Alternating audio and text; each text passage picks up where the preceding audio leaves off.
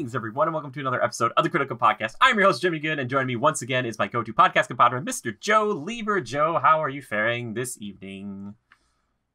I fare quite well, James. Quite well, indubitably. I always love when we start off this way, and it sounds like you're kind of British and also kind of in a storm. You're like, I'm out here, yes, quiet. It is both reporting from the field, Jimmy. Yes. Well, reporting from the field is quite blustery out here this evening. Quite blustery, very much. We've been to the 100-acre wood. Blustery days happen, man. That's what happens. A little fun little side note. My mom, I don't know why I'm talking about this right now. My mom actually walked in the 100-acre wood. It's more like 500 acres or something. She did not see Winnie the Pooh, though. But she's not Christopher Robin, so I don't think she'd probably run into him. That's neither here nor there. Because he died of heart disease, too much sugar and honey. Pooh? No, he can't. He's stuffed. He's good. The more he gets, the stronger he becomes. We've seen it. Anyway, we don't talk about just Disney stuff on this show, even though sometimes we do. We like to talk about a bunch of different things. But this week, I figured we would kind of talk about something a little more specific, get a little more, kind of focused in on one thing, something I've gotten to take part in just a little bit over the past couple of days, and that is the Monster Hunter Rise demo. Now, normally, this is coming out on Switch, and to be honest with you guys, I wouldn't really get into it too much, but I had some lovely Legionnaires who were like, you should definitely try it out. I got Nintendo's online free for a week, and I'm like, we'll give it a shot, and I kind of wanted to talk about it, and Joe and I, we're newer to the Monster Hunter universe as far as our love goes for it, but I would challenge some people and say that we love it almost as much as they do. Okay, because we played a lot. We played a lot of Monster Hunter World. Like, I know that I have. And Joe has played at least half as much as I have as well, if not more. Almost 500 hours? Oh, you had 500? Whoa. Okay, man, more than 480 or 480. Something? That's good. But I wanted to talk about this one today because this is something that would normally kind of pass by us, I think, normally, right, Joe? Like, because you don't have a Switch. I have one, but, I probably wouldn't play it normally. So, yeah, it was one of those things that I was like, okay, I'll check it out because people were kind of recommending it to me. And I want to talk about my experience. And because Joe has played Monster Hunter World a bunch, he can kind of, weigh in, ask some questions, some hard-hitting ones. And maybe I can kind of go over some of the information and some of the critiques I have from it. Now, again, this was just a demo. There were kind of 4 quests. 2 of them were tutorials, and then 2 were hunts that you could do. And the 2 hunts that you could do, they limit that number of hunts to 30. So basically what they said is it's kind of like a timed demo, but they said like you can hunt in any order. You could hunt it's the Great Izuchi, and then the other one, which name I brought up here just in case, the Mizutsuni. You could hunt either of them 30 times or each of them like 15 times a piece to kind of level out, or, kind of like whatever that was going to be. And the Great Itsuchi one was like kind of an easier beginner one. And then the secondary one, Mizutsuni, was a bit more, they called it intermediate, but much, much harder. So basically what they do is, I think there's kind of like an assumption here, Joe, that like a lot of people have played Monster Hunter before because they kind of throw you in and they kind of start you off with like the wire bug, which is like that new mechanic that you probably have seen in some of the videos. People who have been following Monster Hunter Rise know what I'm talking about, but it's basically like this little guy, like a bug that you throw out, and you can either kind of jump vertically with it, like you're rising. You see, that's why they call it Rise. Or you can kind of shoot it forward and pull yourself kind of across like a 15-foot distance. But if you're close enough to a monster, you can do like when you mount with the Clutch Claw, Joe, and you do like an attack to wound it. It's like that animation. So like if you have the longsword and you like do the up like wire bug and you hit a monster, you jump up and then you kind of do like the stab down type of thing. And that was all interesting and cool. I think once people are really good at that wire bug and you can kind of accumulate a few more temporarily when you're out on a hunt, you can use it for like crazy mobility, and I'm sure people are way more proficient in it than I was. I will say when I went back to Monster Hunter World, it would be nice to have that thing. However, I missed the Clutch Claw because I couldn't wound monsters, and I also could not direct them into like walls and stuff as frequently. And I didn't realize this, Joe, but friend of the show, Zora Caviar, said that you cannot mount monsters in this game unless you use the new mechanic of the wire bug, which is if you attack them enough and using the wire bug special abilities, you can eventually jump up on them and kind of control them, which is something I've wanted for a long time. But basically you have a timer that pops up. And as I got to control a Rathian, which was incredible. Like, I don't know, I've been talking to Joe about this for so long. I'm like, I want to control these monsters. So I got to control a Rathian, which is fantastic. But you get a little timer, and you get you can kind of move them around. You can kind of decide what to do, and that's where you can kind of launch them. If you want to launch them into other monsters, that's the time you get to do it. Or launch them, try to launch them into walls and things like that. But you have to use you can use their attacks to build up a meter, and if you do it within the time, you can press Y and B together, and you do a combo finisher. Like Rathian kind of sighted up on the monster and kind of rolled it down with a few different attacks, and I was like, whoa, this is really cool.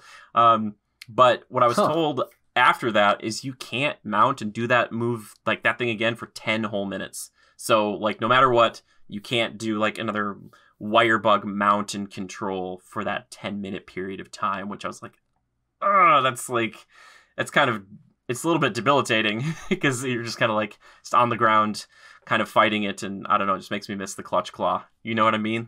I don't know if you would if that makes sense to you. Sure, I guess. I find it interesting. You can, instead of just what do they call it when two monsters, a territorial brawl or whatever? Turf war. Turf war, yeah. Basically, you're just controlling the turf war. Exactly, for sure. Because I'm not sure if I saw any actual regular turf wars break out. I'm not saying that doesn't happen, but it felt like I was basically doing that totally. I was just I'm just rolling in there. And for a few brief moments, Joe, it felt like I was playing Evolve again. I was the Goliath or something, and I was fighting something else, and I was like, I'm a big scary monster, which I thought was really cool. But it's so weird because when I was playing this game, I could tell that, on a graphical level, and just maybe a storage level, it's not going to be as big as Monster Hunter World. It felt very much like a testing bed, like I kind of thought it would. And again, this was just the demo, but the map wasn't super big, and the scout flies aren't even in here. And I'm not sure if this is what they're going to have released, Joe, but they have these red arrows constantly pointing towards where the monster was. And on the map, you could even kind of tell right where it was it's just red arrows, hovering holographic arrows. And I was like, okay. It seems like kind of a weird decision. It's weird, thematically, to be I know right where it is, and it's just a red arrow. Because the scout flies, they don't always lead you the best way, admittedly. But I kind of it makes more sense. You don't have enough clues, so they're a little faded out, and you can't tell which way they're going. Yeah, exactly. It makes you want to actually track the monster. This one is more it's over here, and you're okay. And maybe that's just the demo thing. I don't know. Maybe, or it's a technical thing where they couldn't have a bunch of little, because I feel like it's already pushing the limits of what the Switch can do, because I noticed some frame rate drops and stuff, especially when the action picked up alongside of playing with other people. I was like, okay, I could see where the limitations are. I actually got some footage, and I'm not sure where or when I'm going to use this, probably for the wishlist video for Monster Hunter World 2, but the game froze for everything except myself. And we were fighting a Rathian, and I could walk around the Rathian, and the Rathian was fully paused, full model out in the wilderness, and it was I could look at it as I walked by, and I was like, oh, this is really cool to see it from different angles and stuff. I was like, that's really neat. And there was a few kind of glitches like that, not huge deals, but I just felt like this is a really cool slice of Monster Hunter World-ish with some cool new mechanics for people who couldn't play it on Switch. That's what the kind of the feeling was, coming out of it for me, was that it's not I could see where if you played this, you'd probably right now, well, and again, it's just the demo, so it's kind of, I don't want to condemn the thing, because it's probably, there's going to be way more to it. And as I was told by Zora, he was saying there's a good chance there might be more monsters in this game than there were in Monster Hunter World, because they could probably bring in some of the assets they've used on previous games that they don't have to do like brand new 3D models, or they can use like lower textures or kind of, sort of, as it were. So there's a good chance we might be seeing the return of a lot of monsters from, like, maybe, was it Monster Hunter Generations that came out last on Switch? Something like that. But it was cool to see. On Switch? Yes, there was a Monster Hunter. Yeah, there's Monster Hunter Generations on Switch. There's a bunch of Monster Hunter games. Yeah. There was a Monster Hunter. It came out like a few years ago. What were they on before Switch? They've been on a bunch of different things. I don't remember if they started off on PlayStation 2, maybe? I might be wrong on that. Or I didn't GameCube. realize that. Yeah, so Monster Hunter, the one we love, Monster Hunter World, is the 5th main game in the franchise, but they do offshoots kind of in between to try out new things. And while the wire bug I thought was pretty cool, it was going to take me a little bit of time to get used to the ability to kind of climb up a mountain with it. I was like, that's pretty neat. The thing that I love the most, and I swear to goodness if they don't put this in Monster Hunter World 2, and we got a question about it later, but I'll come back to it. If they don't put the Palamutes in this game, I'm going to have problems. The Palamutes are the single best thing about this game for me so far. I'm a huge dog lover, though, and while they couldn't bring me items like a Palico could, because they're basically the dog version of a Palico, they are objectively better in pretty much every other way. Because not only are their attack animations way cooler to me, that's more subjective, I suppose, but the fact that I can ride on them from the get-go and control them, unlike the kind of the ride mechanic they have in the game right now for Monster Hunter World, where you can kind of like hop on a random creature that's like and track down the monster. You can't really control where it goes. The Palamute, you can. And what's even better than that, Joe, I could sharpen my sword while I'm on the back of this thing. And I'll tell you what, when I was going back to Monster Hunter World, I was really missing my Palamute. Because I was like, hop on the Palamute, start moving, and sharpen the sword. And you're like, oh yeah. And you're like healing, and you're like getting all these buffs and stuff. And you're just like, I'm on the back of my Palamute. And you're just like cruising, dude. Like this thing is like it's like a German Shepherd meets a Husky meets a Great Dane, and it's just all mixed into one beautiful thing. And then when you finish the mission, Joe, instead of doing a kabuki dance like we normally do, I'd hop on the back of my Palamute, and then you know how it zooms in on your character when like the time's up and you're supposed to go back to camp? You'd like pet the Palamute, and the Palamute looked back at you, and it was like this really cute little cinematic thing, and I was like, oh, it's so cute, I love it so much. So it's like a horse dog is what you're getting at, because you're riding the thing. Yeah. It must be fairly large. Well, it's not super big. I wouldn't say it's any, or I should say it's more like an Irish wolfhound. That's probably a better way to put it, kind of, but it looks kind of like a husky fox hybrid type of thing. Yeah. I loved my Palamute. I loved it so much. But I will say this, as far as the items and stuff go, it seems pretty simplified. There's probably way more to it. I don't know if eating is a thing. I couldn't cook anything at the camps when we went out on mission. I'm not sure if they took that out, like the Palicos making you food for like buffs and things. I was like, okay.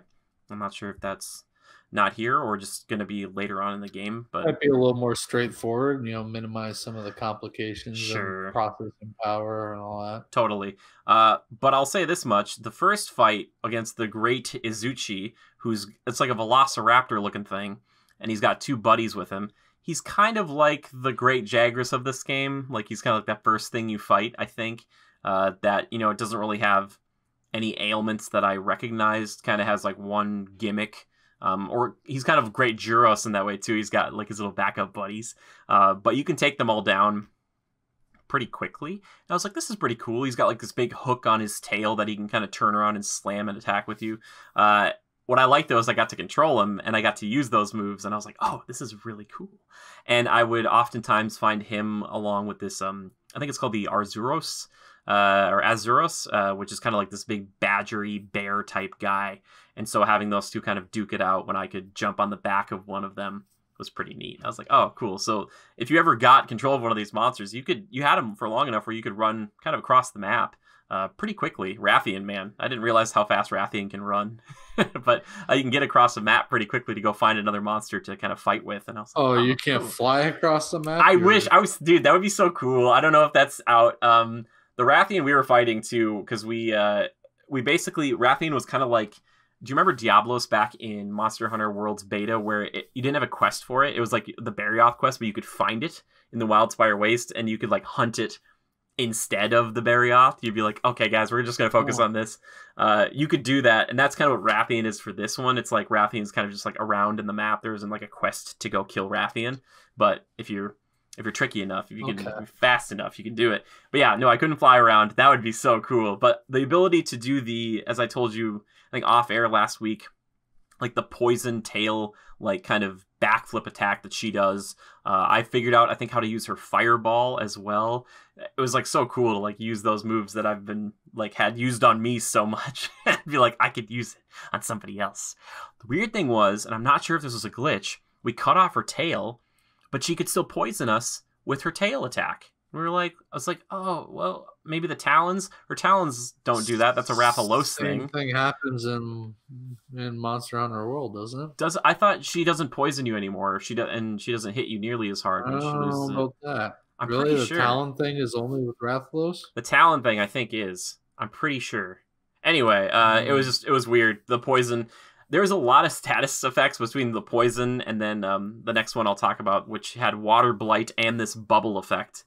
I'll get to in a second. But anyway, the Great Izuchi, pretty easy, pretty straightforward. Anybody could tag it. I was using primarily the longsword. That's the one I know the best. I was trying to use the hammer a bit too because I'm a hammer boy. And I'll say that without the clutch claw, I wasn't as big a fan of the hammer. But what you can do, Joe, remember that kind of attack I taught you recently where you kind of run up a wall in Monster Hunter Charged Up and you kind of do the spin? You can kind of do that. If you're running forward and use the vertical wire bug, you'll jump up and then you have to kind of gauge the distance, but then you'll kind of go like 15, 20 feet and then slam down. That's cool. Which is cool. It'd be cooler though if you could mount them with that. Maybe that's the reason they took mounting out, unless it's the wire bug mount. But I was like, oh, there's all these like aerial opportunities and they're like, mounting's out. And I'm like, what? So it just seems a little odd to me why they would take it out. Maybe it'd be too easy then. I'm not sure. But anyway, so that was great, Izuchi. Do you have any questions on that? Did you look that one up? Did you get to see the kind of the look of it? Kind of like I did, yeah, raptor? a little Velociraptor type deal. Yeah, kind of a little, I mean, like slightly scary, not super intimidating, but like kind of cool in design, sleek, bird-like. I've scrolled through this whole monster list, and Yeah. one of my favorite ones thus far is this Somnicanth. Oh, yes, we're going to get to that one. Yes. Hard to see, but looks really cool. Yeah, and really cool. That's perfect. I'm sure people saw it. The list, I don't know if Joe, if that's the one I sent you to, but we're looking at the imore.com/Monster Hunter Rise list confirmed monsters so far, which came out about a week ago. And we'll kind of go over that here in a little bit because I want to talk about that. That's a cool monster, but the one that's kind of like right next to it is the one I was talking about before, which is the Mizutsune. I think you would like this monster. As they, what do they call it? I do. The Bubble Fox Wyvern. The thing about fighting it, Joe, not only does it have the water blight, it's got water jets like the Coral Puke Puke kind of, where it shoots out like a water jet that's like kind of like a laser kind of thing. Yeah. The whole laser thing. And then, get this, it can shoot out bubbles that circle it. And some of the bubbles most of them will be regular, but some of them will be red and some of them will be green. If you hit the ones that are green, you'll get health back. If you hit the ones that are red, it'll give you an attack boost. I was like, oh, this is a cool thing. That's really cool. Yeah, but the trick is, if you get hit with those bubbles, you'll get this thing called Bubble Blight, and you have to use this cleanser on yourself, because if you have it, I was asking Zora, I was like, does this like make you drunk? Because it puts like extra animations on when you move, because you'll move around and you'll kind of like stumble, like you're like bubbles are on you, or like you're sudsy, like you're slipping around. So you have to get that off you because it throws everything off. But what this thing does, and I thought it was really crazy, and this monster has been around in the series before, but it would do this move where it could use the bubbles to slide across like the water and land, and it would be moving, but it would be shooting its water laser at the same time. So it'd be like strafing, shooting you, and it'd be like going across this whole area, and it was like this weird combination effect, and I was like, wow, what is this? And one time I was able to pull off the special wire bug move that I figured out with the longsword or katana is like a counter, because of course that sword, it needs another counter, right, Joe? And I countered it using it shoots out all of its bubbles like in a quick blast, and I was able to counter all of that. And Zora later, I was like, dude, good job on that counter with that. It was a big move. And I was like, I totally meant to do that. I was like, no, man, I hit it at the right time, because like it's weird. Your wire bugs, you get like 2, but if you use the counter, it throws both of those away. And if you miss with it, like you just kind of stand there and you're like, all right, no counter, and then like you have to wait for your wire bugs to recharge.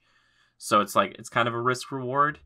So I'm sure once people get good at that, they'll be able to do those. But the problem is those mounts on the monsters, like you said, if it's only every 10 minutes, then I like that. Just that kills me a little, man. Like 10, like if we had to wait 10 minutes before we could like. Yeah, the reward you get for getting on the back of a monster is like I'm gonna kill everything with it, and like you get to do that crazy punishing move, right? I mean, you get to do it with that monster, but not to that monster. You know what I mean? So it's like, so what you're saying, you miss mounting the monster, or you miss being able to mount another monster to attack the monster?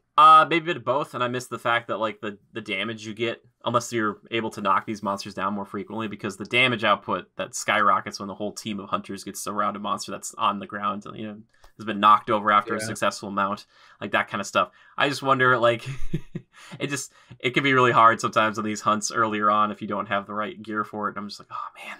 Some of that stuff, if you know the little tricks, can make it a lot easier. Well, do you get that often where the monster gets knocked down and flailing about, that sort of thing? I didn't get it. We did get it, and I don't know if they upped the chances of that happening just because, or maybe with like the blunt weapons, maybe with like a hammer, you get more chances to knock them over like that, like a stun. Okay. I didn't notice that, but I would imagine they would maybe have to kind of equate for that, for people moving from Monster Hunter World over to Rise, just because like that's a pretty big feature that I think just makes hunts faster.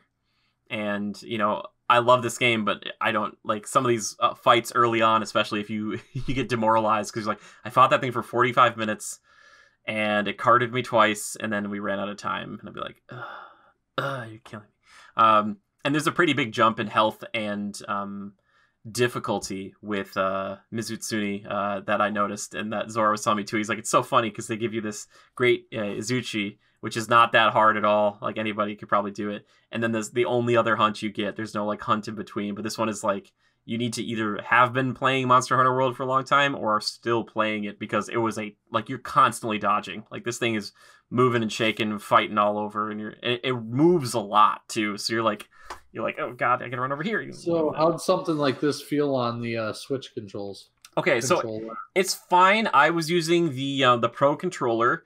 It's pretty good. The biggest issue I have, and this is just me coming from Xbox, is just that like Nintendo's control scheme is just all the buttons are not in the place that I'm used to. I think you can manipulate that a little bit, but there were plenty of times that I had to look down and I'm like, all right, so B is where A usually is for me and stuff like that. And I'd be like, really? Oh, yeah, I'd be like, I gotta press the, and it was so weird because in Japan and just how Nintendo's been set up for so long, like different buttons mean like I accept or yes versus no. So many times I would hit a thing and I'd be like, oh no, it's not, I gotta go back and do this, like, so it's a little bit of a learning curve. I'm like, oh, god dang it, like, because you can mount or you can jump off your Palamute while it's riding full bore, and you can jump and attack. And so like a lot of times when I'm right about to get to the monster, I look down, I'm like, all right, which one's B? Okay, B is right here. So then I get there, like, okay, now this one.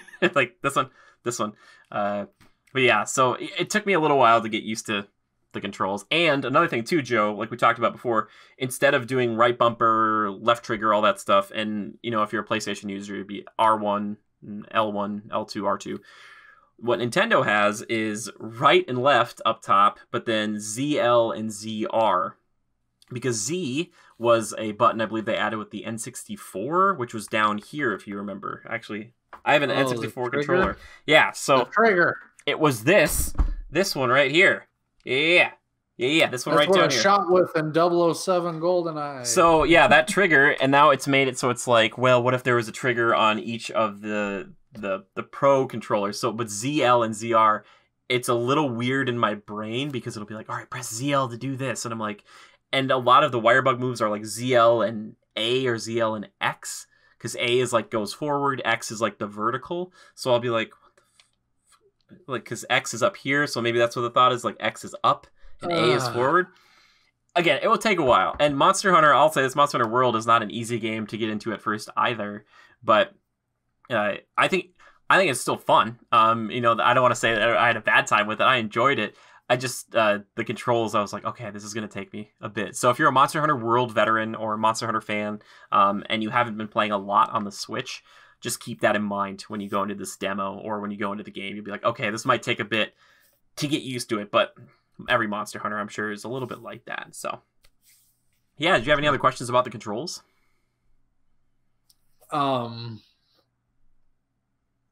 No, I don't think so. Okay. I mean, for the most part, I mean, same deal, just scramble buttons, and you have a Pro controller, so it's a little different than if you had the actual Joy-Cons, but you slide those into the joining thing.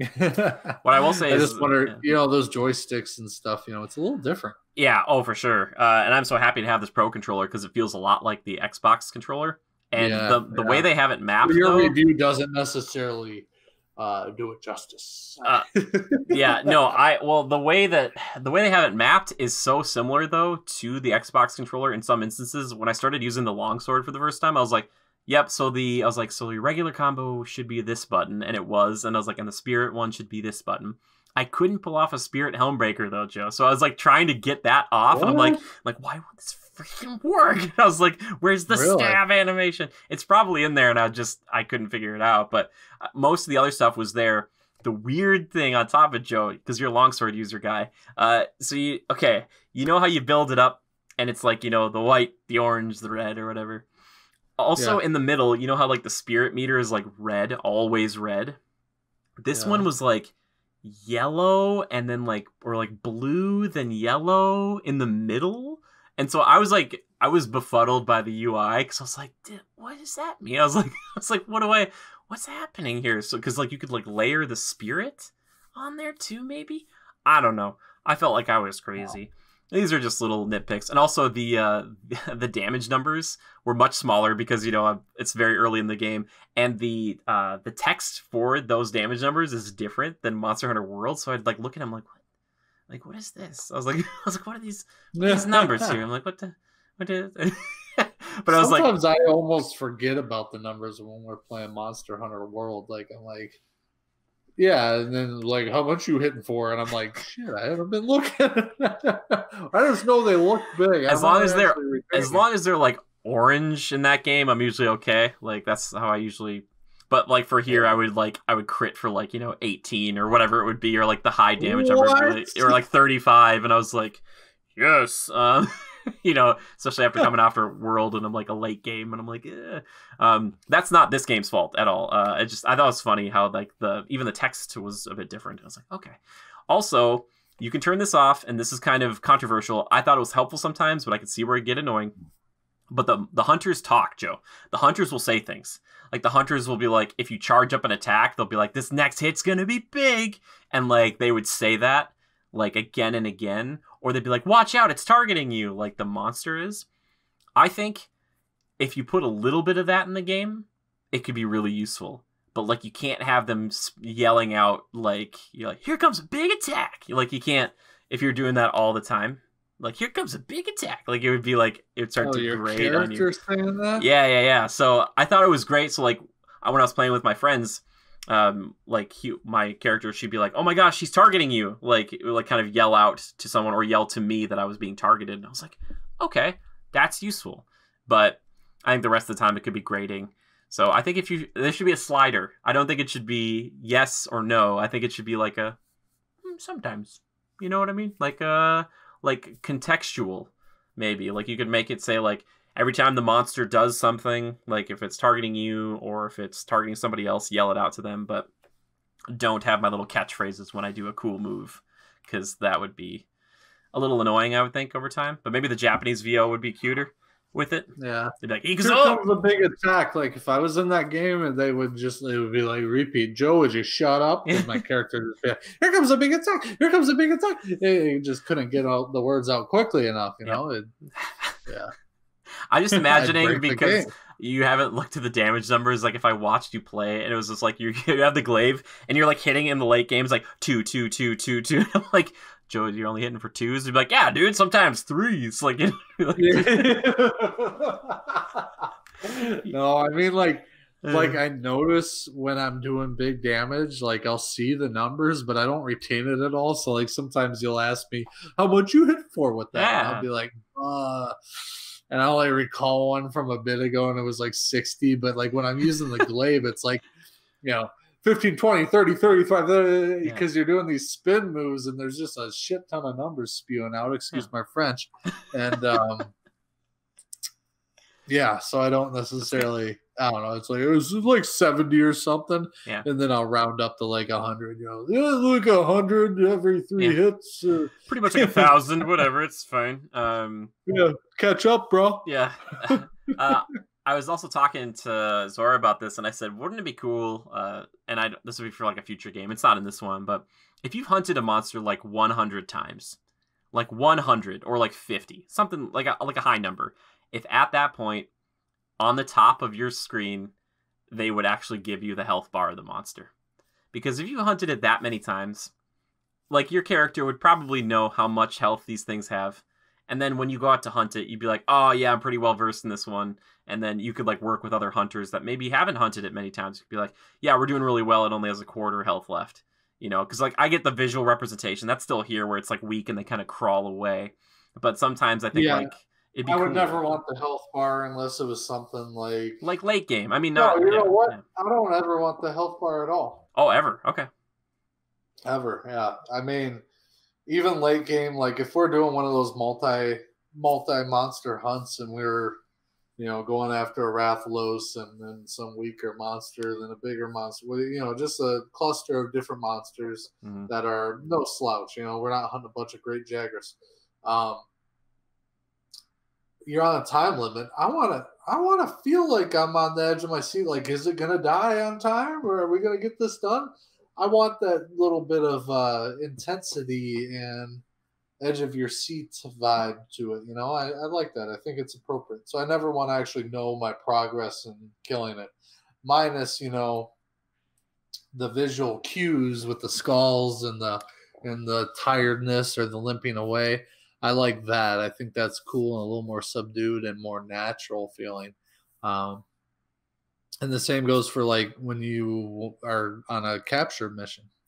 You know, is it going to work this time? You got a trap. All right, let's lay it down. Didn't work. We need to hit it some more. You know what I mean? I like that. And so yeah, speaking of, can you capture monsters in this version? Not that I know of. I wouldn't be surprised if you could. But I saw that there were we had like electric traps and pitfall traps, and they actually have this new ability where you can find like I found like electric fur or something that a dung beetle had, and you can actually use this and throw it at the monster, and it can cause different blights like they can cause to you. So getting in a thunder or electric blight on them just means that everybody does more damage to it right now. I was like, oh, that's cool. Really cool to do like blights and stuff.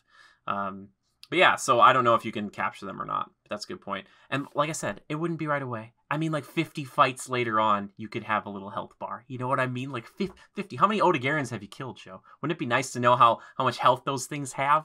You know what I mean? That's all I'm trying to say. They don't put the timer on the screen either.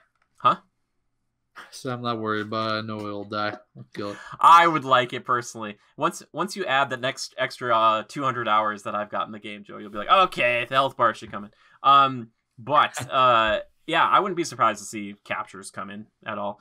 I'm trying to think of like what else I could tell you guys that like would be demystifying about this game so far. And again, this is only a very small slice of it. If there are going to be that many monsters to go after, then obviously there's going to be much more complexity to this. I only played on the one map. I'm guessing there will be more. I'm pretty sure there will be. This is a very more Asian-inspired Monster Hunter as well. You can see that kind of not only in the monsters, but a lot of like the actual world itself. Even the title screen, you can tell that it's got that flair and vibe to it. So it's got its very own unique flavor as well, which is that I like that. I thought that was cool. But right now, you have questions, Joe? He's thinking. No, sorry. Okay, no. I'll say if you have a question, please feel free. I thought the demo was fine, but I don't think I would probably get this unless I knew I was going to play with other people. Unlike Monster Hunter World, where like the world itself, like the verticality is cool, it just doesn't have the density or the complexity that the Monster Hunter World maps have shown me, and like it doesn't make me want to like really fight on. It seemed like a pretty drab map, and maybe they've got better maps. It just seemed really boring. Whereas like Wildspire Waste or Ancient Forest or Coral Highlands, like all those places like are so complex and interesting and weird, and there's just like so much to discover that I'm still discovering things in each of these maps. Oh yeah, do you want to talk about that? I want to talk about this. I know, that's why we're getting to that. We're gonna get to this. Yes. Okay, so Joe wants to talk about is it Coelacanth? What's it called? Somnicanth. Somnicanth. Oh gosh, it's got something to do with sleep, doesn't it? It's insomnia. I did not fight this one, but yes, it does have a sleep-inducing breath attack, or that's what it says here. So great. Keep that in mind. I like this one a lot. So for people who don't know, we're kind of looking at it's like a fish snake type of thing. Definitely Mermaid-y. An aquatic. Yes, and apparently isn't that part of its lore that it's been mistaken to be like a mermaid from its silhouette? Like that's that's pretty cool. I don't know how big this thing is, but it looks intense. You know what I mean? It's got that look of like I'm an aquatic predator and I'm gonna rip you apart. And if it puts you to sleep, man, that's pretty freaky. So what did you want to talk about with it specifically? The color, the design, all of it, perhaps? Yeah, I don't know. It looks very swamp thingy, Yeah, for sure. Or creature from the Black Lagoon kind of situation. Yeah. And I like the purple fins, and it's just... Yeah. And it almost gives me a little bit of like Wraithy Kraken vibes from Evolve, just a little bit. So I kind of liked it. I also like the Mitsusuni. Yeah. And apparently, that thing's been in other games. It seems like, to me, this one doesn't look as natural as a lot of the Monster Hunter World monsters. This one looks like it almost looks overly colored. Or like when I was fighting it in the game, it didn't feel like it was from that game. It felt like they just kind of like... Really? Yeah. Like because as I look at its photo, I mean, I don't think that really. I mean, yeah, it's maybe a little peacocky, but it's cool. Well, standing maybe right next to a Rathian, maybe was my problem. It was like Rathian, they tried to still have like that photorealistic Rathian from Monster Hunter World, or just like that kind of drab. It looks like a real creature. This one doesn't look as much like a real... like could be living, breathing creature. It's still cool. Well, like it's interesting. You zoom in on its face, and it's too bright for the camera here. Somebody, you'll have to look it up, listeners. But it's got like a dragon face, but it has like a blend of fox. They're canine because it's got like the canine nose, but then it's got like the ears, but they're more like fins. Yeah, it's interesting. But then there's also furry features to it. Yeah, it's weird. It's really kind of cool. It's cool. It almost feels a little over designed to me, and maybe that's my problem with it. It's like it's got too many like things about it where I'm like Barioth is just like a big cat. Like, well, is there any other monster in like Monster Hunter World that has that same vibe? Maybe the closest is like Coral Puke, but like I kind of buy it because it's like, I guess it's amphibious ones are more colorful, and I guess that makes sense because this one's amphibious. Maybe that plays aquatic. Yeah. Or sorry, that's what well, yeah, I guess they have an amphibian group in this one, I guess. Damiel is technically kind of, he's pretty natural and consistent. Oh, I love him. Which we should kind of, I want to rattle off quick some of the ones that we'll be seeing in this game that we know, Joe, the ones that we are familiar with. So starting with the greatest creature that's ever lived, I do believe we have regular Jagras here. I don't know about Great Jagras or the greatest Jagras, who we got rocked by a few times back in the day, or at least I know I did. My boy, I really want him as a hunting partner, but Tobi Kadachi, or as I like to call him, Tobi Kadachi. I really like Tobi Kadachi.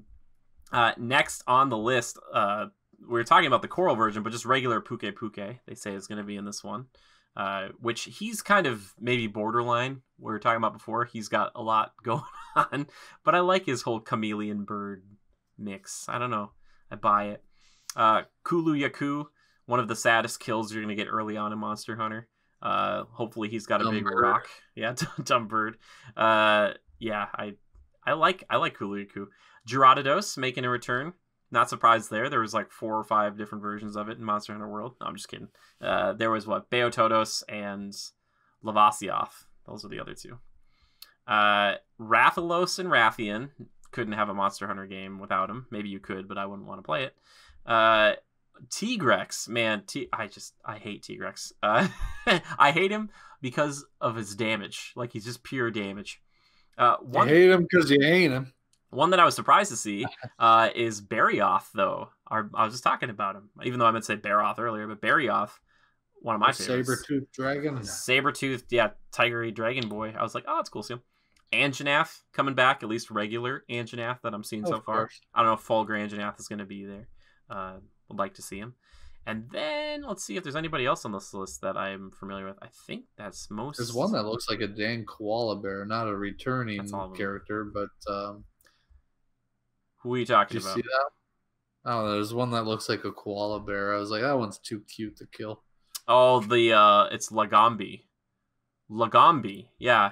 And he has a cool name. Dang. The one we were talking about last time, Joe, and they have a great picture of him here, but it's Gos Harag, the one that can, like, it's like a Yeti, and then he can, like, spit out ice and turn into a blade. Probably that one next to Somnicanth is probably my favorite. That one's neat. Yeah, I think that's really cool. And I'm really interested to see, like, what else they do have as far as the new stuff goes.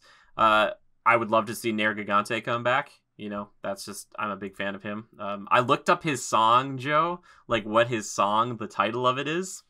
And it said, I think, I'll paraphrase a little bit. It said, like, even the elder dragons tremble in fear. Like, that's, like, the title of his song. And I was like, if I could summon Nergigante in to just freaking go after Fatalis, be like, get him, boy. That'd be great. But I would love to see Nergigante. I don't know if Baroth, just regular Baroth, is in this game or not. He'd be cool. I love little tea kettle rock T-Rex or T-Rex that he is, just charging into people, smashing them into. I don't know who else you'd want to see. Is there anybody? I know you like Legania or Legiana. I do. Valhazak. Oh, Valhazak, supposed for sure. To, like, segregate the elder dragons, I guess. Oh man. Why can't they be trapped? I don't know. They're magic. They're just too good for that. What if, Joe, in the next game they had, like, Elder Dragon traps, but it cost a lot to make? Ooh, wouldn't that be dope? That'd be cool. Oh, and I forgot to mention that when you do the wire bug mount, when you jump off of them or they, like, get knocked down at the end, they're, like, tied down with the wires are on them, so they're kind of, like, tied to the ground. I'm, like, this close to getting my, like, Horizon Zero Dawn. I shoot, like, a thing into a monster and, like, tie it to the ground and they can't move, or, like, a evolve, like, harpoon gun. I'm like, so close. Yeah, that would just, I would really like that. I'm trying to think of who else, though. Would you want all the Elder Dragons back, like Teostra and Kushala in there, too? No, I mean, yeah, the Elder Dragons are all fine. You know, Teostra and Lunastra. I actually like those two quite a bit. Like, the whole, like, lion... Sure. With horns, like they're if you really think about it, they're kind of unique. They're kind of a one-off in the whole realm of Monster Hunter world. They're very I guess they do have kind of reptilian vibes with the tail, because if you look at them, they do have some scaly markings, but other than that, they're kind of a one-off interesting creature. Yeah. I think Diablos would also be good, even though not an Elder Dragon. I think Diablos is just a fun fight. Oh, classic, yeah, and fun fight, and the whole underground digging thing. Yeah, like a Baroth. I'm waiting for Monster Hunter or any game, whether this or the next Monster Hunter World 2. I want more aquatic. Yeah, I want to like I just don't want, like, water to be nearby, or a monster that has, like, water abilities and probably came from the water. The closest thing you ever get is Gerardos, which is done well. Yeah.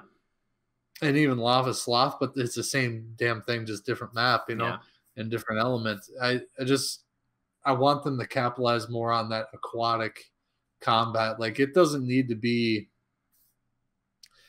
like, I don't need to be swimming underwater per se. Okay. But maybe just, you know, kind of like where you fight Gerardos and Wildspire in that swampland area where you're up to your waist in water.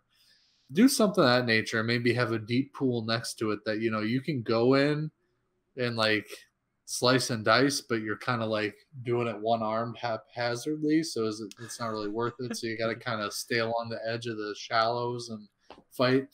I don't know, anything of that nature.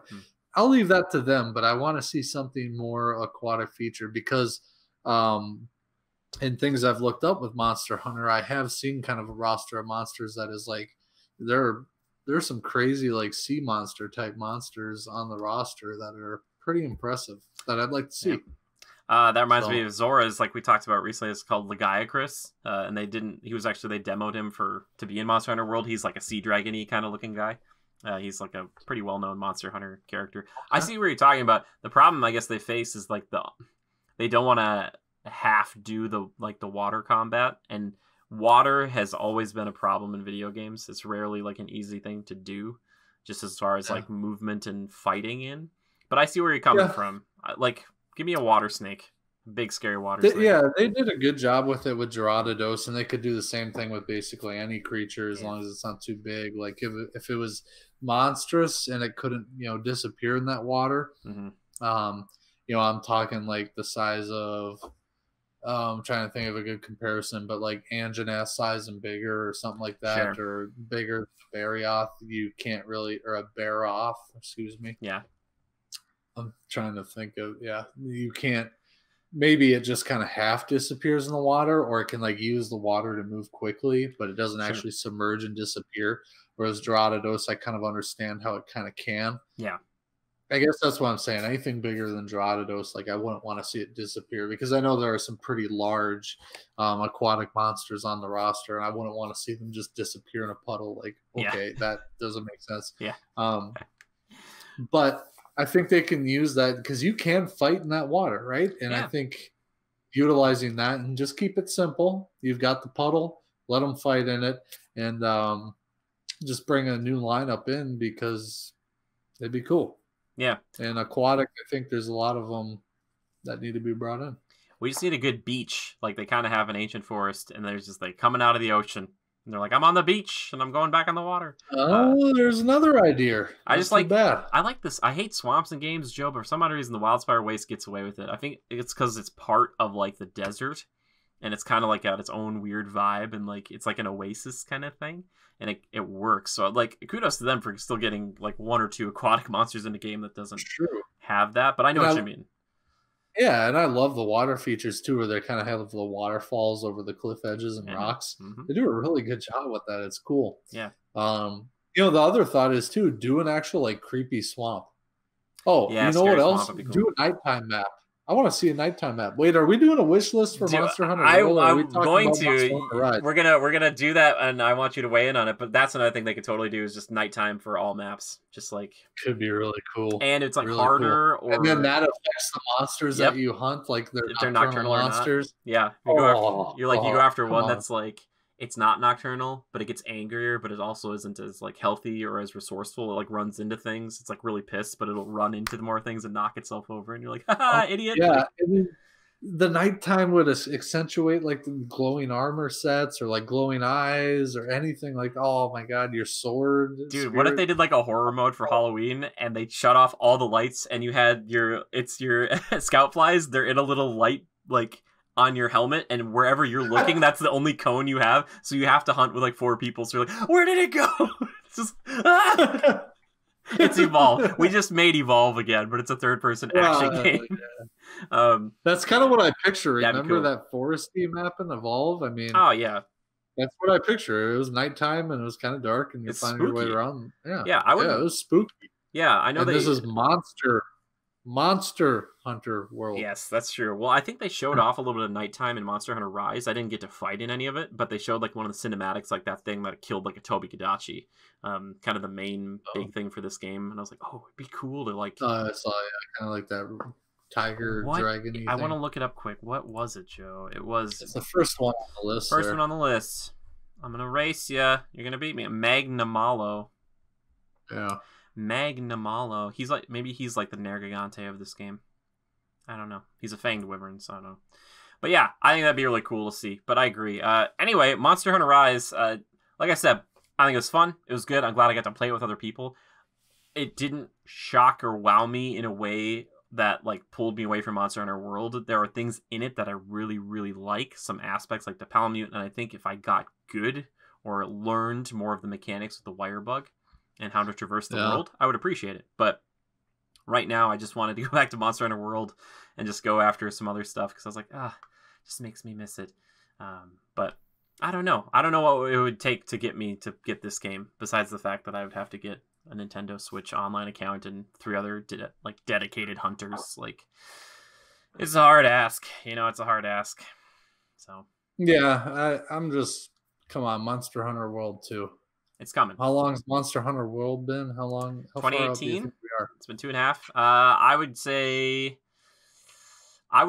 we could get an announcement for it, but it would not be in this year, in 2021, until the very end of it, maybe, because they want to have Monster Hunter Rise get its time in the sunlight. They don't want people just going like, "Oh, why would I buy this when I can just wait for the other one to come out on PC or Xbox or PlayStation?" The current one is still great, so yeah. Which they're finally, I think they said like they're wrapping up and they're done. Like Fatalis was like the last big thing.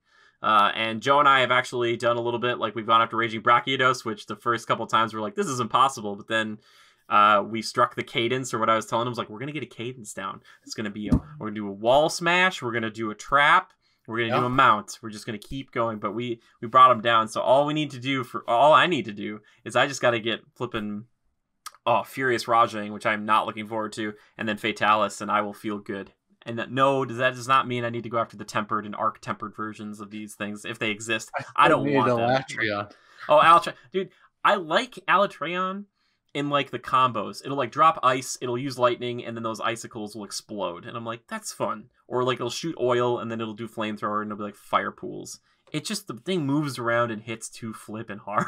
It's like, it makes Behemoth from that Final Fantasy update a long time ago look kind of like a little puppy in some respects. I'm like, yeah, this isn't.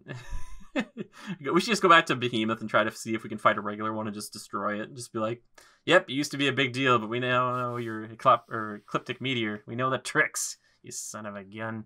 I don't like those big moves like that. I hate it. When's it gonna do it? I gotta kind of hang back, and then I gotta do it.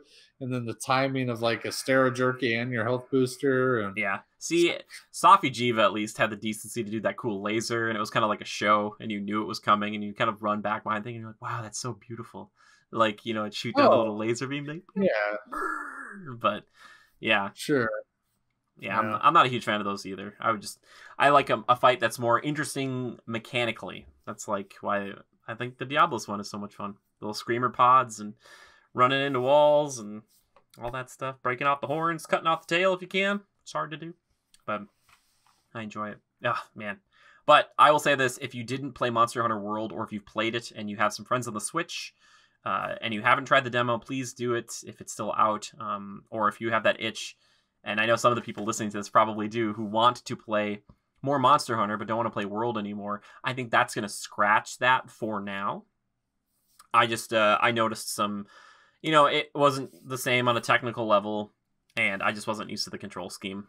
And it just made me miss some of the familiarity I knew. But maybe there'll be way more of that in this game. Maybe there'll be way more complexity, and the hubs will be great, or the hub will be great, and your home will be great, and all this stuff.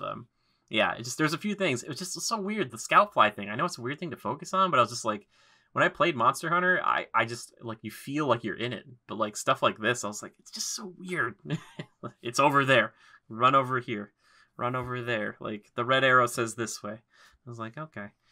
Sure. But no loading between screens or anything, so that was nice. It was still like Monster Hunter World in that respect. So yeah, so some of those things that they may not inject in there, maybe I wonder, what's the difference in like complexity of the game for like the Switch compared to the Xbox due to like just the power. I think it's, and that's the thing too, is I am not the type of person who's gonna take the Switch and go play it on the bus or in a restaurant or whatever, and even pre-pandemic. But if you're one of those types of people, the ability to actually, and I will be honest, I did not try it in handheld mode. I just played it on my television. To take Monster Hunter on the go with you, I'm sure for many is a really cool prospect. I just don't, the problem is with some of these hunts, this is not like a 15-minute break type game. So for me, I wouldn't be like, I'm just gonna do a quick hunt, because that hunt can turn into 15 minutes really quickly, and you're like, I gotta kill this thing, like, you know. Well, you know how Monster Hunter is, like, for people who like fly a lot for work or something. Sure. I think there are those who travel a lot, or you know, stuck in a hotel room, or their loved ones using the main TV, and they want to sit on the couch next to them, and they're just like, I'm just gonna play Monster Hunter.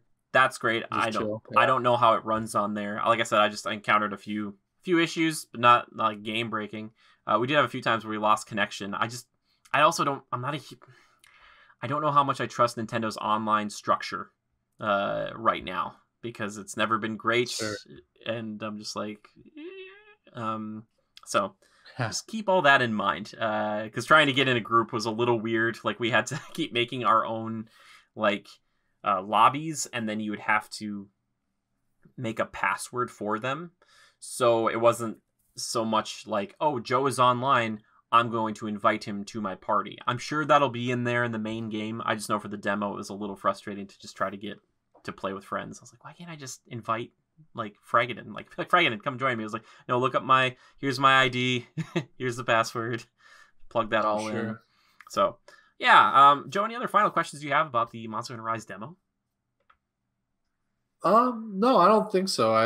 I'll admit the one thing that intrigues me about it is just all the monsters. I'm kind of jealous, to be honest. Oh yeah, there's so much of cool new monsters in there for sure. That Yeti monster. Yeah. Yeah.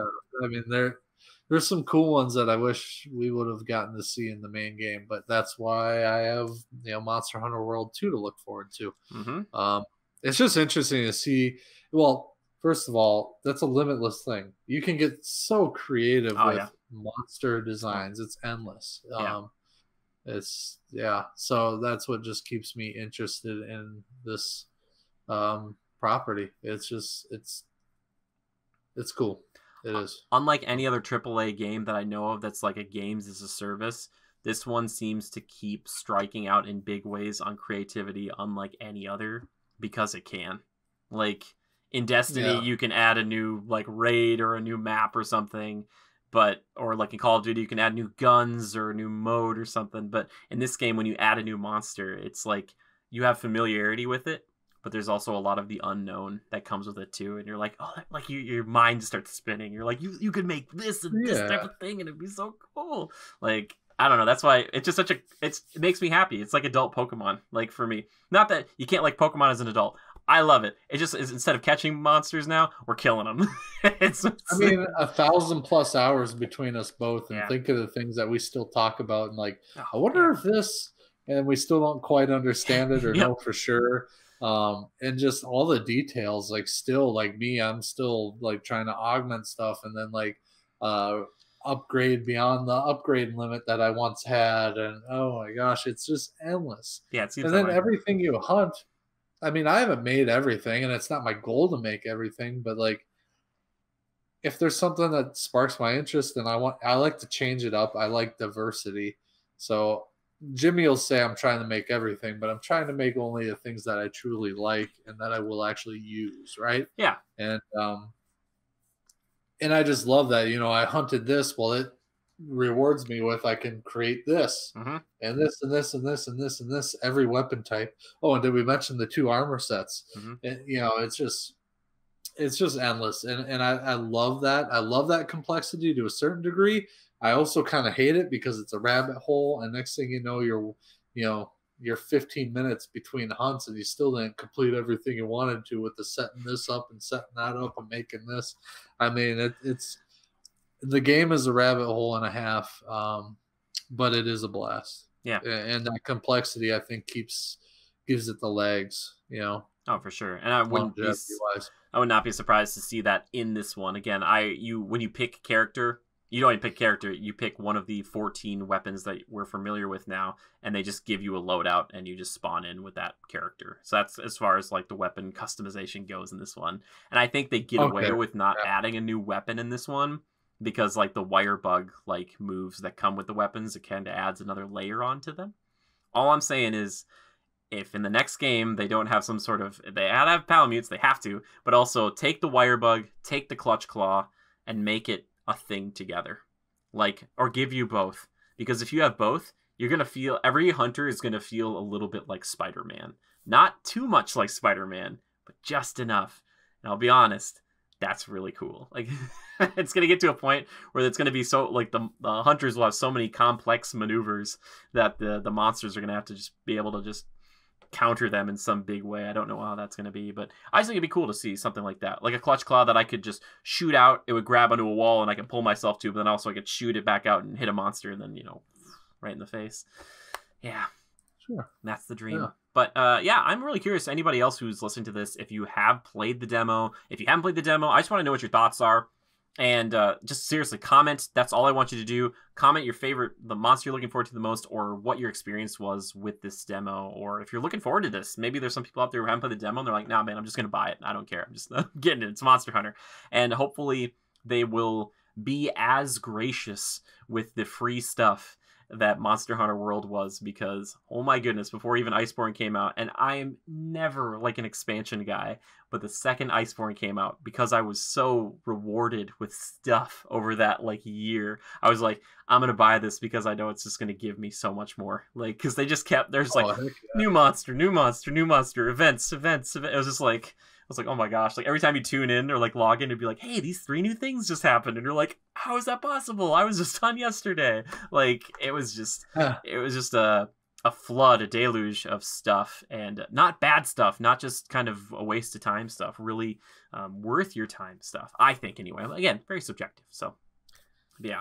I agree. I want to know if people are playing this. And a huge thank you to Fragedin and to Zora Caviar for playing on 2 separate occasions. We didn't group all the way up together, but I might try it again before my week is up here. Maybe, but like I said, I only played the longsword and the hammer. Like I said, pretty much really like the versions that I know best, and it sounds like all the weapons are that way.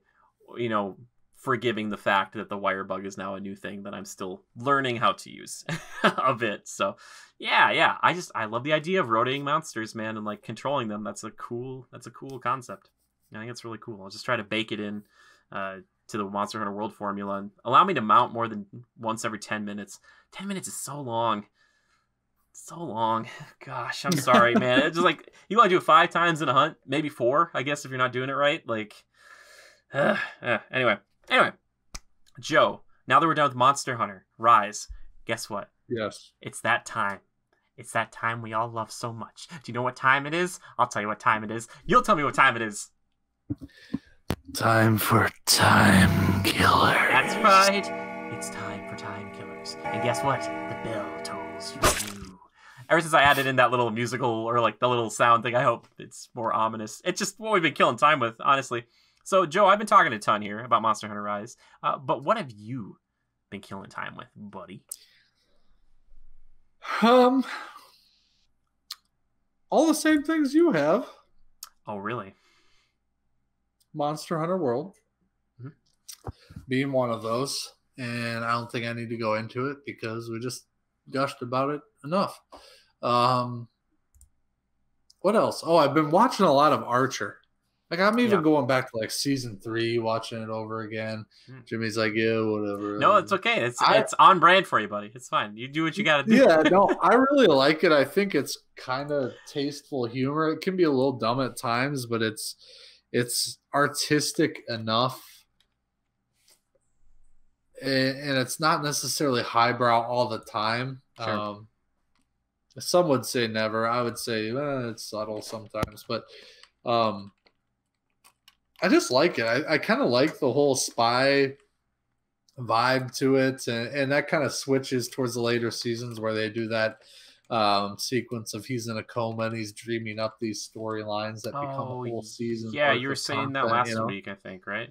Yeah. In the most recent season, he comes back awake, and things are kind of different, and it's cool. I just like it. I love the guy who voices Sterling Archer. I forget his name, but he does Bob's Burgers and stuff like that. And then you have Lana is voiced by oh my gosh, who is she? She does God, I feel like I should know or do know her. Sorry, my phone's going off. I know her name. She does whose line is it anyway? Aisha Tyler.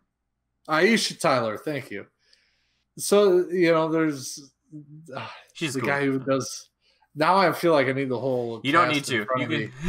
can just The girl, the lady who's the mom in Jurassic World, and if something chases you, run. She Horrible does a mom. voice of one of the characters. Oh, okay. Needless to say, I don't know. I just appreciate it. I like the animation style, and it gives me a good laugh. And it's not as, call it, mindless or plain Jane as like Family Guy. Okay. Or random, I guess I should say. There's actually a bit of a story to it, and I appreciate it. So, anywho, a lot of that. What else? I think that kind of does it. I dabbled in a little bit of Star Wars Squadrons. I will say it's well done. It's kind of cool. I haven't done any of the multiplayer. I was just doing training and then like an AI match. It is well done. It's accurate. It's stylish, but I can only fly around shooting things for so long. I don't think I'm gonna stay committed to it. I'm probably gonna return it, but it was fun to try. I prefer Battlefront 2 to that. Fair enough. So cool. Yeah. Maybe one day. But that's it for me. One day we'll do Squadrons together, or a different game that has Squadrons in it. Maybe more fun in multiplayer. You had an A-wing and I had a Y-wing, and I was like, Joe, I got some people on my tail. I need you to help me out, please. And you're like, I'll be right there. And then you like throw it onto thrusters, your engines, and you're like, and you're like coming to get me. And I'm like, oh my gosh, Joe, I'm in the Y-wing. I'm just dropping bombs. I'm so scared. And they're like shooting me in the back, but then you shoot them in the back. Is that I suppose. I don't know. We haven't fighting with your bro. Yeah. It could be good. I don't know. I was running the stock stuff. I don't know how like advanced and custom you can get, and are there different like interesting maps, that sort of thing. Mostly space. No, I think I heard people say they did good maps for like being space, but they put like a lot of debris and like a lot of like you're flying around big ships and things like that because it's harder in space to do that as opposed to doing it like on the surface almost of a planet and like flying over the top of it. I mean, of course there's that, but I like the surface of a planet idea too. Yeah, it could be anywho. Yeah. Well, for me, Joe, I finished up. I think I've seen this before. I've been going through like some of the DC animated movies that are on HBO Max, and some of them are pretty good. But I watched the Judas Contract, which is a Teen Titans movie, which it follows a storyline I believe from the comics that I know from the TV show Teen Titans, and it was decent. A lot of there's like a Deathstroke. I watched the Deathstroke movie, Joe. It's like Deathstroke Knights and Dragons or Dragons and Knights. I don't know if did I talk about this last week? I'm sorry if I did. It was fine. I love Deathstroke. If you guys are new here, I love Deathstroke. I love him so much. The movie is so much more about his family drama, and I get it. There's only one thing that I really loved from it, and I'm glad it's hand-drawn, but there's a moment in the beginning when he is going through a compound, and it's like the video game I desperately want, but he's like ripping people apart, like it's stealth. He'll like drop on a guy and shoot him in the head and like kind of stuff like that, and he's like kind of covered in blood. Like that, I was like, yes, this for 2 hours. But it kind of gets away from that and focuses more on like weird illegitimate children and all this other stuff, and I was like, yeah. So I lost a little bit of interest, but Deathstroke is also in Judas Contract. He's in a bunch of things. I still just, man, the best version of it was in Arkham Origins maybe for me. But anyway, what I do want to talk about, and I gotta know if people want this, because I will make it if I get like 2 or 3 people who say they want it. Camp Cretaceous, Joe. That show, it came out with a 2nd season already, and the 1st season came out back in like September, October, and the 2nd season came out on Netflix. It's those kids who are trapped on Jurassic World and the kind of like surviving and fighting. I saw a trailer for it or whatever when I scrolled over it. It looks interesting. Dude, I really loved the 1st season, and if people want a review, I can do it, or I can say it here on the show, but I would say you should watch the 2nd one too. I almost don't want you to watch it, Joe, because I feel like you'd ruin it. But you have to like go into it knowing that it's like, it's TV7, right? So it's like you can't be like a little kid. At the same time, I think knowing that like the kids can't be like brutally murdered on screen is like not gonna happen. However, that does What a not letdown. mean that the humans or the dinosaurs are safe. There are a lot of deaths in the show that are right off screen, and like the thought that like you can't see them makes it kind of worse, because like you see it and then like they cut away and they'll like cut to like a wide shot of like birds flying away and you're like, oh my god, like like like so the show is brutal. It's way more brutal than you think, but man, it's such a gripping show, and every episode feels like a cliffhanger.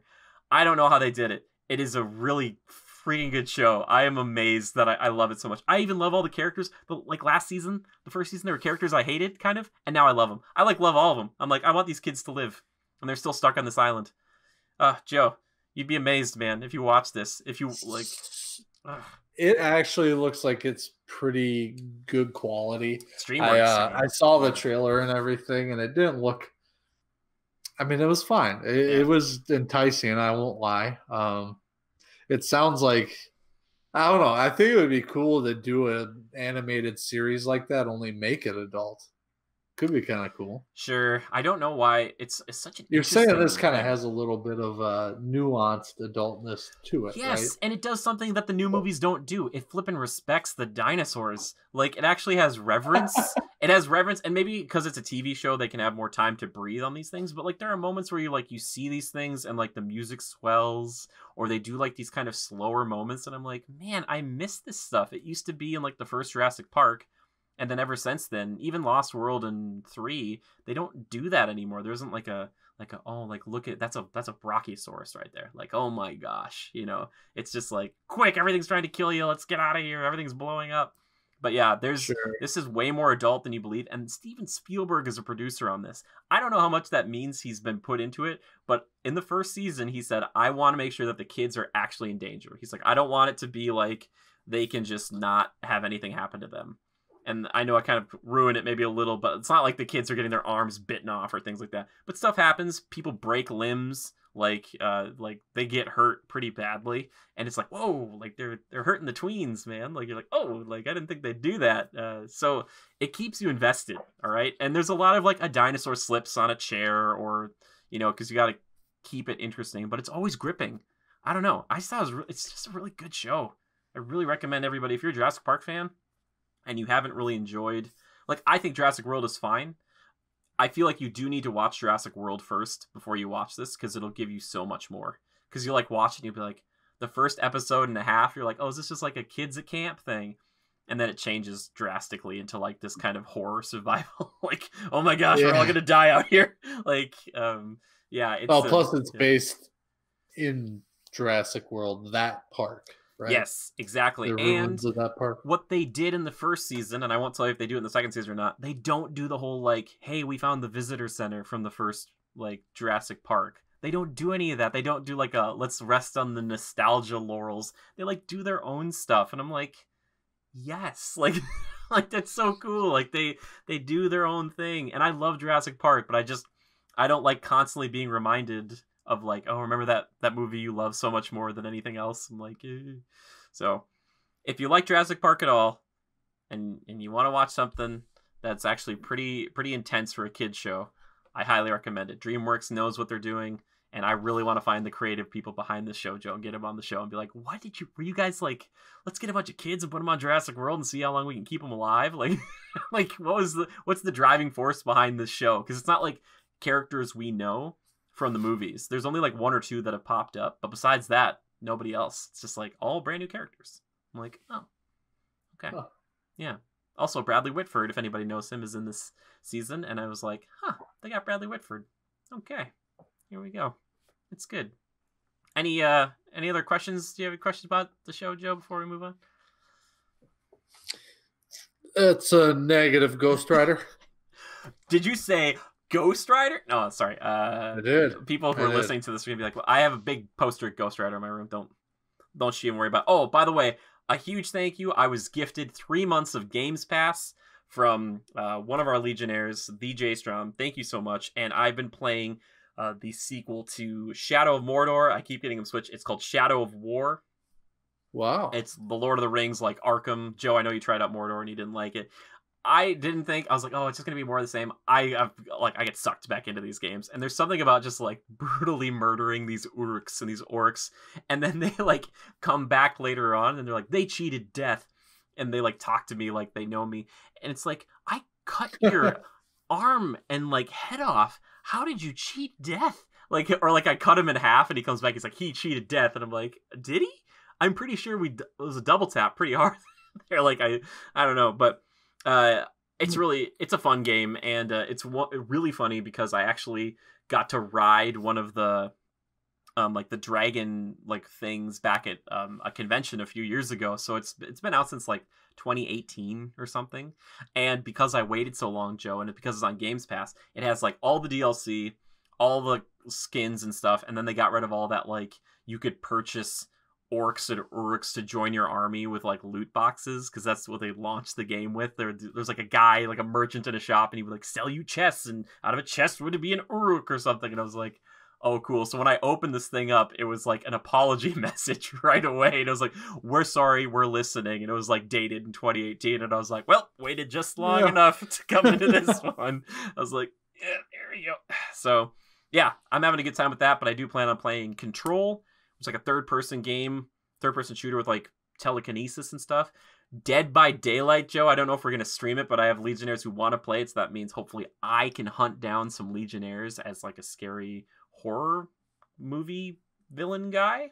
That sounds pretty fun, right? Putting them on hooks. Yeah, that does. I'm interested in that. Yeah, so and apparently that's crossplay, because they're like, oh, do you have it on PC? Apparently it's crossplay, and it's on Games Pass. Man, there's so many games on Games Pass. Like, I know that there are, but like looking through it again, I was like, oh my goodness. I was like, if you had to like get your kid a game nowadays, or just get him Game Pass for the year, I almost feel like I'd be like, just get him the Game Pass. Just there's so much on there, but. Yeah, so I've been indulging in that. So thank you so much to J Strom. That was very kind of you. I appreciate that greatly. And finally, we're almost done with Valkyria Chronicles 4. I spent 2 hours the other day playing a DLC mission where we got most of the main characters' bathing suits, and that is exactly what you want to be doing in a game focused on strategy and war, and it's everybody in a bathing suit. The anime fan service. Joe knows exactly what I'm talking about, don't you? Totally. Loves it. Joe's a huge fan of the fanfic. Anyway, Joe, it's time to move on to my personal favorite segment of the show, community feedback and questions. That's right. Yes. Too much. No, that's good.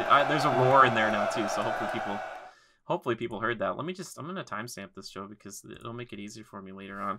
It'll make it so much easier for me, and I'm not editing any of this out. We got a question in here on our Discord from the one, the only, Mr. Mekareka. He asks us, what is your pie in the sky video game crossover?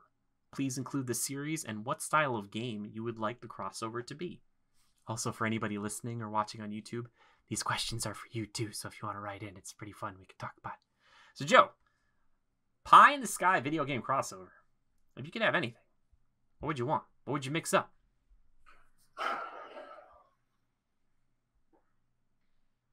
You go first. Wait, well, I have to go first? Okay, fine. Easy peasy. So it's kind of cheating, but we were talking about Valkyria Chronicles 4 earlier, or I'm going to give you guys two options, that or Ghost Recon. I just want Star Wars to be mixed into either of those. I know Star Wars isn't a video game. I don't know if it has to be specifically a video game crossover, but I think it could work. I want a tactics-based or like a special ops, like Stormtrooper video game. Like if it's Valkyria Chronicles style, it's turn-based, or if it's like Ghost Recon and you're like the best Stormtroopers ever because you don't miss more often than not. I just think that'd be so cool. Like, and I feel like it's kind of cheating because I do like the video game, but like one of them's kind of a movie franchise. I don't know if that's cheating or not, Joe, but I'm doing it anyway because it's my show. It's our show. I don't know. Yeah, that's my thought. Mm-hmm. The other one, if people really want to get into it, was like, and I've talked about this for a while because I made a video about it, but it's doing like Breath of the Wild, like Zelda Breath of the Wild mixed with Pokemon Snap, and it's like a Pokemon game.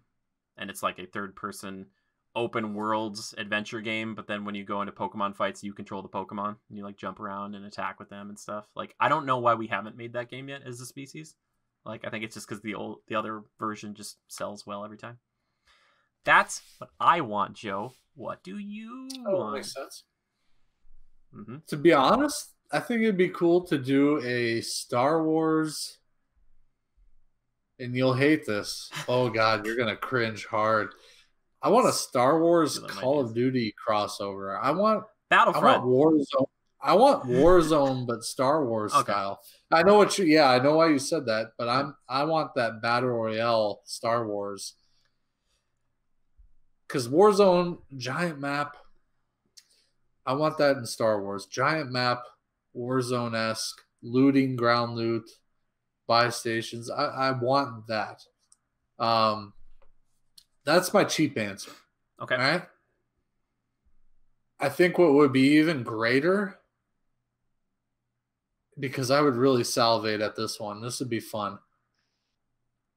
I want like what was the last game that they came out, the Jedi Fallen Order, right? Yeah. Mm-hmm.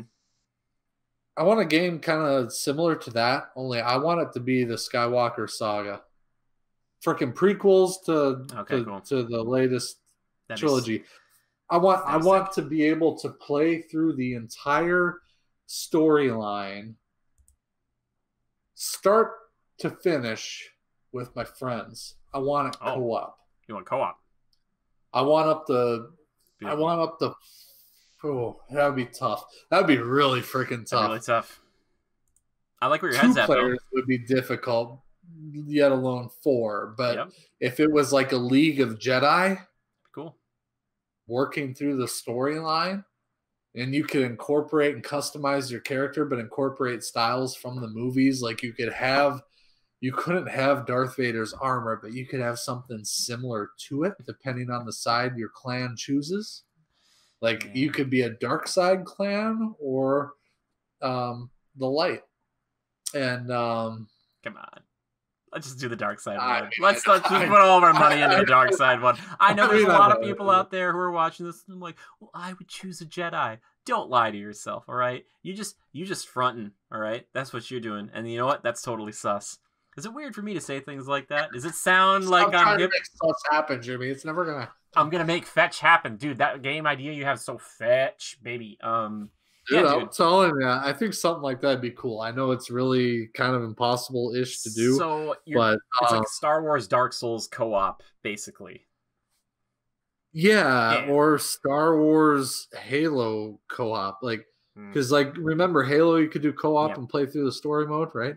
The campaign. Oh, man, I wish something of that nature, maybe, but a little less cannon foddery, and maybe actually some dialogue and story. Because you're playing through the entire Skywalker series or saga. Yeah. So start to finish, Anakin becoming Darth Vader, but you're a side character doing quests along that storyline that maybe intertwines in it. Sure. I know. Yeah, there's too many hoops to jump through there, and you get shut down. It's pie in the sky, buddy. You can whatever you want. Pie in the sky. How cool! Pie in the sky, apple pie. All right, so you got it. Moving on. I actually put some thought into that one. You're all welcome. Yeah, well, I mean, after I gave you the Star Wars one, it's like I prefaced the show with this, and I was like, it's percolating in his head, and he didn't have it. I wish you would have had the chance to play. Well, maybe you still could, but the Revenge of the Sith movie tie-in has co-op, and you play as Obi-Wan and Anakin. And then you go, but then the path diverges later on, because obviously Obi-Wan's not like walking in with Anakin to the Jedi Temple.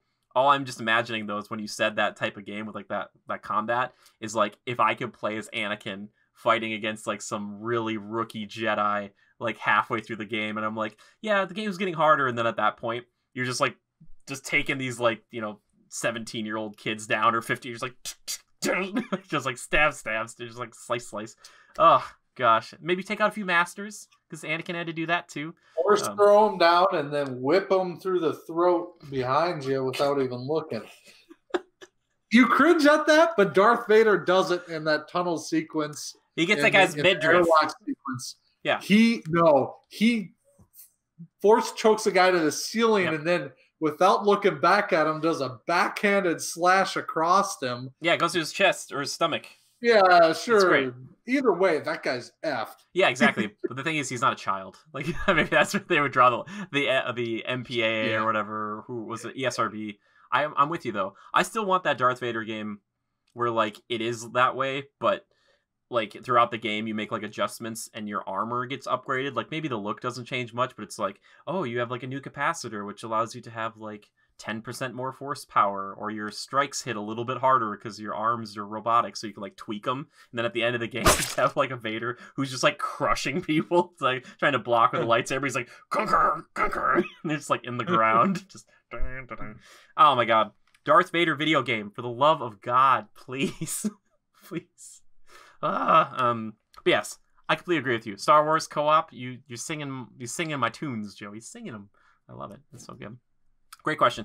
We only have one more question this week, Joe, and this one comes in from it's Caden. It's Caden over here on Twitter. Thanks, Caden. His first question: will you ride if Palamutes are not in the next mainline Monster Hunter? Yep. Joe's like, I will, and by ride I mean I'll be sad inside. He asked, Palicos at Monster Hunter World are okay to me. Dude, once okay. you they're ride, not like a. I don't know if I want Palamutes. something that's such a big feature. Dude, like I want my guy to be the most. Dude, the Palamute is what he was saying. Like you got to have the dogs. It's all right. No, dude, you haven't lived, man. Until remember when you're jogging around in Monster Hunter World and you're like you have to go after a monster. What if you're doing that in like quadruple the speed? It's that good. Yeah. It's that good. If they were to add a new weapon type to Monster Hunter, what would you want it to be? Joe, you got a weapon? I know yours, scythe. Dude, yeah. I think you could make a scythe that's more interesting than Would the long you sword. have that long sword from what's his name? Alatreon. Yeah, which looks like a scythe. Then you've got the Sin blades, dual blades from Oda Garen that look like little. Sure, but I'm thinking I want to make my scythe like so I'm trying to think of some weapons in Monster Hunter that don't like physically make sense. But like I want it to be like the Darksiders 2 scythe where I can like whip it out, it like spins and then it comes back to me. Can I put like a little rope on it and it can come back?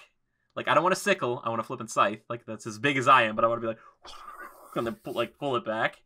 That'd be kind of dope, right? Like yeah. I mean, would you do anything like a whip? No, Switch axe is kind of weird. Whip, yeah. Switch axe is a weird one. That's cool. I really like. Yeah, that I was thinking like, is there anything like a true axe? Would it be too boring? I've wondered about that too.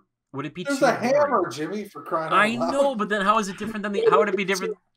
But is it the same as an axe? Is that the same people would say longsword is the same as a scythe? I don't know. Yeah, you might be right, but I don't know. I have Pandemonium's Wrath or Root, whatever the end game, the final Valhazak hammer is. That's an axe, bro, but it doesn't really do axe things. It just kind of sounds a little bit like it. Well, you also hit with the other side that isn't an axe. Oh, whatever. The tendril side or whatever. I know what you mean. Or I think an axe could be cool. Yeah. I'm not sure what else you would do. I was just thinking, would like a scythe be too? I'm trying to think of weapons that like. Is there any weapon that you think of? Maybe the glaive is the craziest because like you jump up in the air and you're like spinning it around. Like it does kind of defy. Yeah. A Kinsec glaive is crazy. Yeah, I'm not saying it's bad. I'm just saying like, could I put a scythe in here that could come back to me that people would buy, or would people be like, that's stupid and it's too over the top? Like, is that where it breaks it? I love the glaive. I think the glaive is kind of a cherry topper on this Sunday because, I mean, I love the fact that it's like a two-parter. Like, not only do you have the weapon, but now you got to, like, deal with the Kinsecs over here, you know? Like, they're a whole nother weapon on the weapon. Yeah. That's why it takes, That's why it takes so long for us to go out on another hunt. He's like, oh, I'm dealing with the Kinsecs. I'm like, remember to grab your flashbugs. We'll get out of the mission. Did you grab your flashbugs? Oh, no. We're there for 10 minutes. Sorry. I bring the big bug. Another weapon idea I've had, if they do like marry the wire bug and the clutch claw, is like big kind of mechanical knuckles or fists that you'd see on like a mech suit. You know what I mean? Like, what if you like clutch clawed onto a monster and just punched it in the face? Like, you know, wouldn't that be a cool weapon? It's like you're a boxer. You're like, sounds really rude. That'd be so cool. Or like rocket punch. Like they kind of have like characters and like MOBAs that can like you could like jet forward with it and punch it. That'd be kind of cool, right? Like an Iron Fist thing from like Iron Man. Like you've got like Iron Man gauntlets. No, like the gauntlet from Doomfist from Overwatch. Yes. I thought you were gonna be like Iron Fist, like he's like, I've got chi in my hand. Yeah. I'm like, do the Iron Fist move. He's like, I can't. Wrong thing. Yeah. Doomfist from Overwatch, chargeable attacks and air acrobatical things. That could be cool. I like that. I like that. Do you think you would try to main a new weapon in Rise, or stick with what you know? Clearly, I stuck with what I knew. I tried. Yeah, I don't know. I always wanted to try Charge Blade in the regular Monster Hunter world, but it's just no. I don't like the complicatedness of it. I'll say this much right now. Go so far. Joe Caden was rolling, or Zora was rolling a lance, a straight up lance, and he was great with it. He was doing good stuff. I was like, he was just moving around. He's like, ding, ding, ding, ding, ding, ding, ding. I was like, oh, look, he's doing work. We did a lot of work. It was great. He was very good. Certain monsters, unless you have a big crew, it's hard to do enough DPS. He was doing it, man. His DPS was high. Yeah, it was amazing. I was like, whoa, because I was getting slapped around with my longsword. I was like, I just need to take a moment, use the cleanser, just swing my sword sometimes. Yeah, it was impressive. Oh, I love it. Oh, man, crossplay in the next game, for the love of everything. Holy, please. I want to play with everybody. And I know I say that, like, I don't know. I get a little worried about the online infrastructure of the Switch, because we just had so many problems with it. Hopefully it's better when Monster Hunter Rise comes out, and that comes out in March, end of March. So maybe by that time, we'll have more people who maybe watch this and can tell us about their experiences. And if people would desperately really want me to play it, then I'd probably consider it. But right now, I'm kind of like, I'm okay. I still got to finish up stuff in World. Anyway, thank you so much for writing into the show, guys. I do appreciate it. Huge thanks go out to Zora Caviar and to Mecha Rekka. Appreciate that. If you guys ever have an idea, a topic, or just a question for the show, just all you have to do is tweet the hashtag Critical Podcast or post it in our Discord under the podcast questions. If you want a link to the Discord, let us know. But yeah, you can tweet it at GoCritical or at me personally. I'm at JimmyGood013 because Twitter won't give me Jimmy Good. I don't know why. That person's not even using it. Anyway, Joe, where can they find you on Twitter? I am at Joe Lever _627. That's right. You get to use my full name. And also, we got a tweet here from Ryan Lehman 3. He tagged Canada Dry in here, and he said, had to have my wife pick some up after Joe's Canada Dry endorsement on last week's podcast. And there's a picture of Canada Dry ginger ale. So Canada Dry, if you are watching this, you're welcome. And we can't wait to partner up with you real soon, because I will deck everything out in Canada Dry. Like, I like Canada Dry. I legit do. Like, I do. I like it. You can get the diet. Dry cranberry. I'll take the regular. I like the. Yeah. I'm good with the. I'm fine with any of them. I don't care. It's ginger ale. I love it. Dude, yeah, it's like good anytime. And guess what? Like, would your stomach ever be upset again? No, it would be like, more ginger, please. I don't know if I told you this, but once on a trip, I got like food poisoning, and the person I was with were like touring me around, and I kept ordering like Sprite and ginger ale everywhere. And they finally asked me, like, so like, are you like a big fan of Sprite or like ginger ale? Like, you're like a connoisseur of like these? I was like, no, I just don't feel good. It's just like meal after meal after meal. I'm just like, can you have like a ginger ale or like a Sprite or something? It's like, oh yeah. Or you can just drink it for pleasure because it's so good. Drink it for pleasure, yeah. For sure, dude. Totally. Yeah. So Canada Dry. Looking forward to that. Thank you so much. Anyway, I hope you guys had a great time here today. And like I said before, all you have to do, seriously, if you're watching this on YouTube, just leave a comment or just let us know how we're doing and which ways we can improve, or like I said, things you want to see in the future. It's up to you. All right? Okay, well, thank you for being here today. Joe, I appreciate you listening to me talk about Monster Hunter Rise for like an hour or so. I enjoyed it, Jimmy. Good. I appreciate it. Appreciate you. There we go. I appreciate you too, buddy. It hurts. You stabbed me right in the heart. Got him. You got me. Anyway, all right. Until next time, guys, just remember to adapt and overcome.